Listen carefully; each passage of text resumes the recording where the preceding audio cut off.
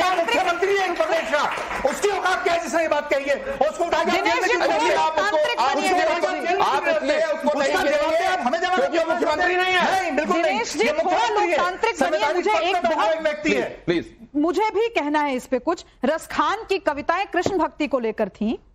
आज तक अगर अभी मुसलमानों में पोलराइजेशन की बात आई ना, मुझे बताइए ना कि उस तरफ के मुसलमानों ने रसखान की कविताओं की बात क्यों नहीं की?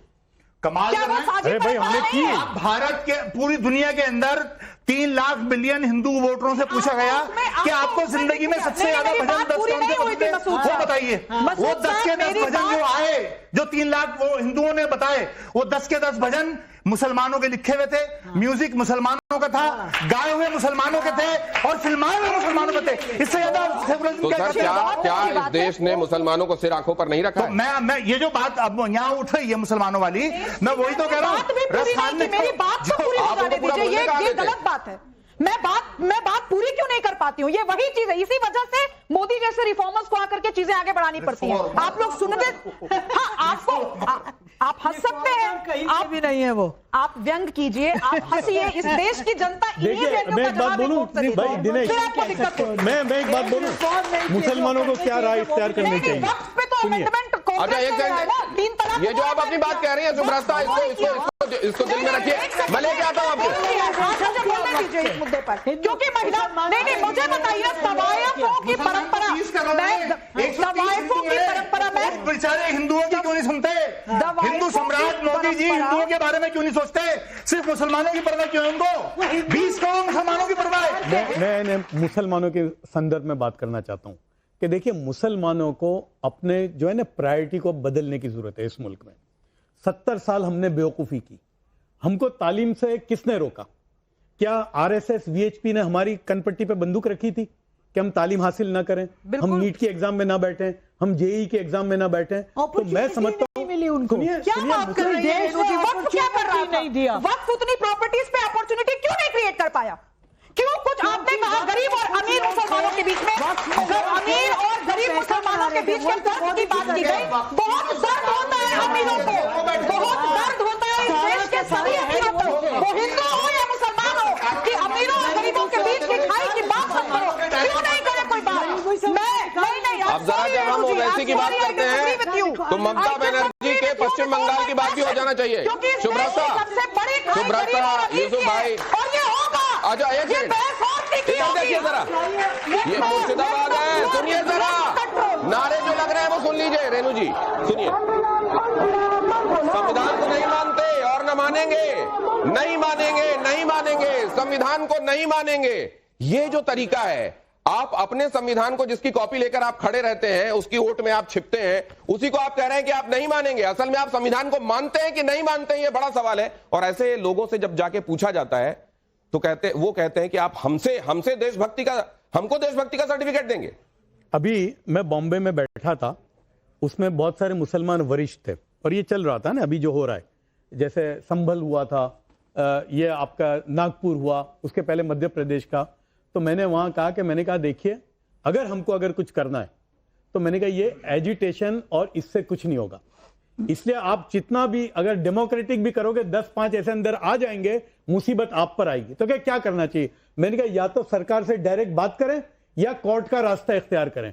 ये एजिटेशन में ऐसा ही होता है। तो ये दोनों हो रहा है। उधर तो सुप्रीम कोर्ट भी गए हुए हैं, उधर ये भी चल रहा है। तो ये क्यों हो रहा है? देखिए, मौलाना पे दबाव डालने के लिए, मौलाना अरशद मदनी पे दबाव डालने के लिए नहीं आ सकता कोर्ट पे। आपको लगता है कि कोर्ट पे दबाव आ सकता है? बिल्कुल नहीं आ सकता।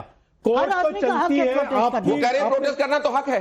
हम कह रहे हैं, लेकिन क्या सुनिए ना, उनकी बात भी तो सुनिए, उनकी बात भी तो सुनिए। सर बात तो सुन लीजिए प्लीज, आप कहिएगा अपनी बात, आप कहिएगा अपनी बात एक बार मेरी सुन लीजिए। बहुत सारे मुसलमान थे, मैंने कहा एजिटेशन बिल्कुल आप जो कह रहे हैं ना, बिल्कुल कर सकते हैं हम, पूरा राइट है। लेकिन होता क्या है, जहां एजिटेशन में हमने ये देखा है, ये हमारा तजुर्बा है, इसलिए हम कहते हैं कि भाई हाथ जोड़ के मत करो अब। क्योंकि होता क्या है कि 2, 5, 10 ऐसे कोई आ गए, और होता क्या है, संभल में क्या हुआ, 7 मुसलमान मारे गए, 70 मुसलमान गिरफ्त हैं, अभी 1000 से ज्यादा लोग अपने घरों में भाग रहे हैं नागपुर में। आपने जुलूस निकाला, क्या हुआ? किसकी जुलूस सरकार नहीं है? होता तो भाई, सुनिए, भाई, ईसाई भाई, भाई, एक मिनट, ना नहीं होता ये इससे। फिर यही आप जब होता है, प्रोटेस्ट करने विधिवत जाएंगे, होता है। हो सकता है आप शांतिपूर्ण तरीके से करना चाह रहे हो, लेकिन अगर कोई शरारती व्यक्ति है जो कि अक्सर देखने को मिलता है, वो हाईजैक कर लेगा। इसलिए ऐसा मत कीजिए, कह रहे हैं जफर सलेस वाला। जफर सर, अभी बात हुई पढ़े लिखे लोगों की, वो ब्रीड बनाने की, वो अगली पौध बनाने की बात हुई। ये इस संदर्भ में आप क्या मानते हैं? हाँ, तो मेरे देश को कठमुल्लापन की तरफ ले जाना चाहते हैं, ये नहीं चल सकता। योगी आदित्यनाथ ने ये बात कही। मदरसे के संदर्भ में बात हुई। देवभूमि का मूल स्वरूप बचाना जरूरी है, अवैध मदरसों पर कार्रवाई जारी रहेगी। मदरसों पर कार्रवाई को लेकर बड़ी हाय तौबा है, इस पर भी आप देखिए, मेरा तो मदरसों से, मेरे खानदान का कम से कम 100 साल से ताल्लुक है। अब जो है ना, हमने मदरसों में बहुत काम किया है।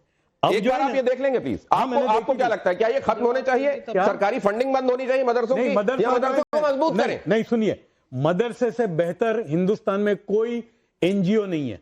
आप देख, मदरसे में कौन से बच्चे पढ़ते हैं? वो बच्चा जो माँ बाप उसको एक टाइम खाना नहीं खिला सकते, गरीब, वो बच्चों को ये लोग भेजते हैं, वहां उसको 3 टाइम खाना मिलता है, कपड़े मिलते हैं और तालीम। बल्कि मैं यूं कहता हूं कि अगर ये मदरसे नहीं होते तो मुसलमान का इतना भी तालीमी रेलवे और डिफेंस के बाद इतनी ज्यादा संपत्ति होने के बावजूद वक्त में क्यों है ऐसे बच्चे जिनको खाना नहीं मिल रहा है? सुनिए, मेरी बात सुनिए, खत्म होने दीजिए। तो अब हमने क्या किया है कि मदरसे तो हैं, बिल्डिंग है, क्लासरूम है, बच्चे हैं, ऐड कर दो ना आप। हमने ये किया, हमने वहां पर वर्चुअल क्लासरूम इन मदरसा शुरू की। इसलिए मैं सिर्फ आवाज नहीं करता, करके बोलता हूं। ये प्रधानमंत्री नरेंद्र मोदी के एक पॉडकास्ट के दौरान कही हुई बात है, जरा वो सुन लीजिए, उसके बाद जफर जी के पास चलते हैं। दूसरा जो कहते हैं ये बहुत बड़े राइट वगैरह, तो ये भ्रम फैलाया गया है। अगर 2002 के पहले का डेटा देखें तो पता चलता है कि गुजरात में कितने दंगे होते थे। दूसरा जो कहते हैं ये बहुत बड़े राइट वगैरह, तो ये भ्रम फैलाया गया है। अगर 2002 के पहले का डेटा ये बात जफर सरेस वाला भी कह चुके हैं कि कई बार वहां पर दंगे इसके पहले भी हुए, लेकिन 2002 के बाद वहां कभी ऐसा नहीं हुआ। इस बात का क्रेडिट मोदी को क्यों नहीं देते मुसलमान? ये जरा देखिए, क्या गोधरा दंगा पर पीएम मोदी के पहले 200 दंगे वाले बयान से आप सहमत हैं? हाँ, मोदी सही कह रहे हैं, मोदी आधा सच बता रहे हैं, जवाब देना धर्म संकट में फंस जाने वाला। ये तो पत्थर पे लकीर है ना। जो फसाद हुए वो जबरदस्त हुए, यानी मुसलमान का यानी बिल्कुल जमीन पे लेट गया था। हाँ। मैं आपको 69 का राइट बताया, 5000 मुसलमान तो सिर्फ अहमदाबाद शहर में मारे गए थे। ये राधा मोहन अग्रवाल भी कुछ कह रहे हैं, देखिए संसद में क्या कहा उन्होंने, वो आपके लिए मैं प्ले करता हूं। लेकिन ये जो आपने बात कही है, ये बहुत इंपॉर्टेंट बात है। उसके बाद ऐसा नहीं होना, ये जो 55 लाख आप तादाद कहते हैं, वो क्या ज्यादातर लोग, आप जैसे लोग जो है जो इस बात को मानते हैं, ये माइनॉरिटी में है या ज्यादातर मुसलमान ये मानता है कि हाँ उसके बाद इस तरह की स्थिति नहीं बनी, अब चीजें पीसफुल है? ये मानते हैं। जनधन योजना लेकर के आए, 42% लाभार्थी मुस्लिम थे। हम प्रधानमंत्री आवास योजना लेकर के आए, 31% लाभार्थी मुस्लिम थे। हम उज्ज्वला योजना लेकर के आए, 37% लाभार्थी मुस्लिम थे। हम मुद्रा योजना लेकर के आए, 36% लाभार्थी मुस्लिम थे। हम स्किल इंडिया लेकर के आए, 22.7% लाभार्थी मुस्लिम थे। हमने प्रधानमंत्री एम्प्लॉयमेंट गारंटी प्रोग्राम चलाया, अध्यक्ष महोदय 70% अधिक मुसलमानों ने उस योजना का इस देश में लाभ लिया। इसके बावजूद जो देश में रहता है वो लाभ तो लेगा ही, जो फैसिलिटीज है। बताए ना, वैक्सीन से कितने लोगों की मौत हो रही है? गैर सरकारी कितने लोग उससे क्या नाम है?